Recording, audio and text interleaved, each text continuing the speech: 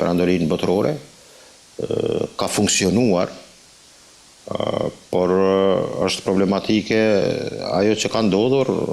do dalë të pyetja juaj, ajo që ka ndodhur sot, që nga mbrëm, që vë goditja në jugun e Iranit për qëllimet amerikane që kanë proklamuar që qëllime vetë mbrojtëse, është për goditur një bazë ushtarake, e cila si pas tyre ka pas qëllime dhe ka vendosur mina në ngushtisjen e Hormuzit. Dhe kjo ka qenë ai akti me cilin kanë kryer amerikanët bombardime mbrëm. Por më duket, pas disa orëve ka qenë edhe goditja iraniane. To nuk janë të konfirmuara, por thuhet se sa ka qenë efekti atje në xhirin e Omanit, në pjesën e detit arabik, sa ka qenë goditja e forcave revolucionare islamike, ende nuk është të verifikuar, apo mund të jetë ndoshta ndonjë shantazh. Por në pyetjen e juaj mendoj që doktrina për një paqëtim të lindjes së mesme në përgjithësi dhe të xhirit në veçanti tregon që kemi një qasje që vendet e xhirit duhet të, sipas Iranit, duhet të ndryshojnë konceptin e saj sa i përket sigurisë dhe militarizmit. E para është largimi i bazave amerikane, që mund të jetë edhe temë bisedimeve. A do ndodh kjo shpejt, kjo varet nga vendi pritës, në këtë rast edhe që nga Arabia Saudite deri te Kuwaiti. A do ndodh kjo, shenjat janë që ka gjasa, sepse kemi implikim edhe të faktorëve tjerë, e kam fjalën çdo herë për Kinën, pastaj edhe Pakistanin, Indin, të cilat krijojnë raporte dhe marrëveshje edhe të mbrojtje strategjike, që në këtë rast Arabia Saudite me Pakistanin, por këto vendet e xhirit, sipas doktrinës së Iranit, do ishin më të sigurt, po që se do të koncentronin në fuqitë dhe ndryshimin, mund të them, të pronarit, i cili deri më tani nuk ka treguar efikas edhe për mbrojtjen kundër ajrore të këtyre vendeve. Dhe besoj që doktrina e tillë, sidomos nga Katari, por edhe nga Arabia Saudite si fuqi kryesore këtyre vendeve të xhirit, pas Iranit, tregon që do kem një qasje që mund të jetë në sinkron me interesat e përgjithshme të këtyre vendeve, edhe pse Irani paraqet rrezik për vendet arabe, edhe për shkak që një etni nuk janë të një etnie, por edhe të interesave të ndryshme. Pastaj konfrontimet në doktrinën fetare me sunive dhe shijave, me cila me duket në një farë mënyrë ka marrë kaje të një zbutje dhe të vetëdijsimit që konfliktet e tilla dogmatike që janë në këto dy rryma fetare në Islam, lehtësisht mund të kapërcehen. Por për momentin mendoj që ata e dinë që një rishkallëzim i ri, përshkallëzim i ri luftës mes Iranit dhe SBA-ve, vendet e xhirit potencialisht do zhduken po asaj Irani. Zoti Vleri, nga ana tjetër, sa ndikim ka sot Irani mbi grupet aleate në rajon, pra përmendi këtu Hezbollahun, Houthit apo edhe milicit në Irak dhe në Siri? Ka ndikim jashtëzakonisht të madh. Mendoj që për Irakun kuptohet që edhe qeveria në Bagdad është prosheite, nga numri dikun mbi 60% të popullatës në Irak janë shia, arab, kuptohet, nuk janë nga etnia të njëjtë persian, por nga besimi dhe siç thamë janë ndarja e kopshme në Islam, në shijave dhe sunive. Do thotë ka një proksi jashtëzakonisht të fuqishëm, një fuqi të një Hezbollahu brenda milicisë shiite në Irak, të cilët operojnë dhe godasin edhe interesat kurde të bazave amerikane në pjesën e Mosulit dhe në Sulemani, komplet në pjesën veriore të Irakut, që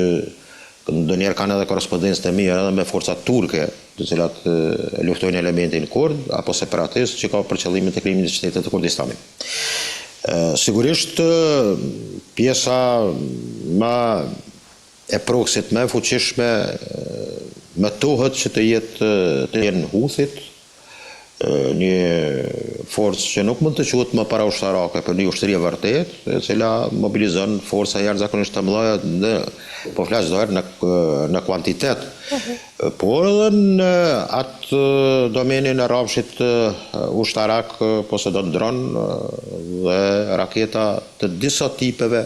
që janë të marrur nga Irani dhe që rrezikojnë realisht sidomos Babel Mandalin, atë pjesën e cila është çdo herë rrezikuar për lëvizjen e tankerëve në detin e Kuq.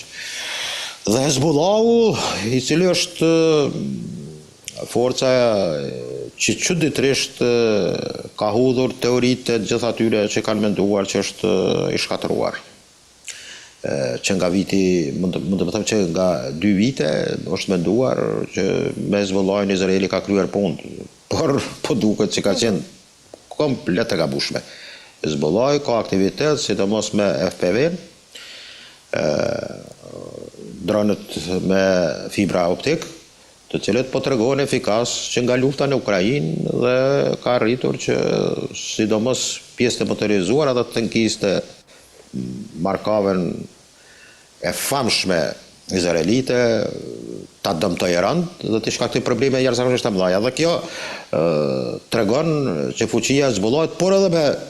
raketat të cilat në një familje kanë një kualitet që goditet pjesa veriore e Izraelit dhe Haifa në disa raste, më duket para 2 ditë ka pas goditje jashtëzakonisht të fuqishme nga ana e Hezbollahut. Dhe deri me tani diku në afër 500 km2 që është menduar që deri te lumi Litan operacionit izraelit IDF do marrë komplet jugun e Libanit dhe suksesi i tyre tregon që është shokues dhe vetë IDF e pranon që ka probleme me mobilizim dhe angazhim të efektivave për të arritur të ketë operacione. Nga ajri, Izraeli ka goditje dhe ka shkaktuar humbje jashtëzakonisht të mëdha, edhe kryeqytetit Beirutit, por edhe pjesëve tjera të qyteteve, po ku pastaj ja ultimatume për të lëshuar, duket dje ka qenë ja 6 qytete, sepse do jenë bombardime të fuqishme. Izraeli, siç thamë edhe më herët, përdor edhe bomba me fosfor, të cilat janë të ndaluara me norma ndërkombëtare, por siç thamë edhe më herët, Izraeli këto operacione ka kryer edhe në Gaza dhe po ashtu me infanteri dhe me okupim klasik ushtarak në Westbank, që zhvillon aktivitet përmes kolonëve dhe arrin që të kolonizojë edhe pjesë tjera, të cilat janë të dhimbshme edhe për shtetin e arshëm, sepse krijohet atje një hartë, një lëkurë leopardi me qëllim që pjesë të cilat ata i konsiderojnë Judea dhe Samara, pjesë të cilat janë historikisht në mitin e tyre të Torës, vendet të cilat asesi nuk mund të jenë në sovranitetin e shtetit të arshëm palestinez. Por të jem shumë i shkurt, do të thotë 3 prokse që nga Houthi në Yemen, Hezbollahu dhe policia, po ashtu Hatab Hezbollah në Irak, policia shiite në Irak, janë prokse të cilat i aktivizon Iranin në momentet kur ai dëshiron dhe i shef të arsyeshme për të aktivizuar.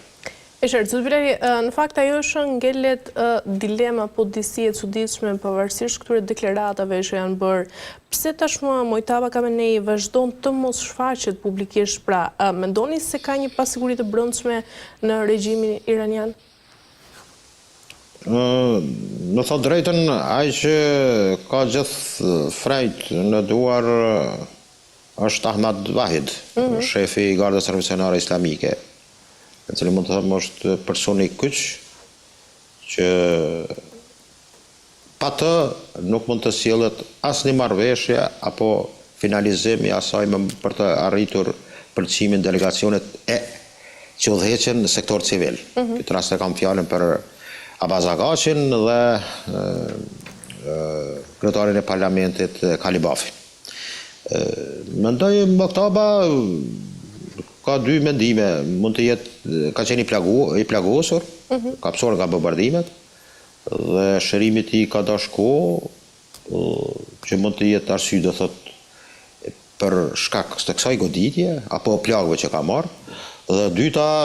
dëshirohet që të ruhet dhe të ketë në vëmendje që mund ta gjej atë që ka gjetë të atin e tij. Dhe kjo do thot tamam e tëra kjo mbulesë që i bëhet apo nuk dihet tamam vendodhja e tij apo dalja në publik ka për qëllim që figura e tij Ajatullah i ri të ruhet që mos të goditet, sepse në Iran kanë operuar dhe operojnë ende agent të Mossadit, të cilët durën e zemër ka qenë efektiv. Jo vetëm në organizimin e protestave që i atakon Irani dhe i lefajtohen, aty në Buntëm, në fund të dhjetorit të vitit të kaluar dhe në disa ditë në fillim të vitit të këtij viti, por në aktivitetet e veta, sidomos me etnikumin kurd, pastaj edhe pjesë tjera të etnive tjera në Iran, ka rritur që të krijojë celulat e tij dhe të bëjë dëm me qoftë sabotim, qoftë organizim të bunteve apo të protestave për brenda. Dhe kjo tregon që Moktaba dhe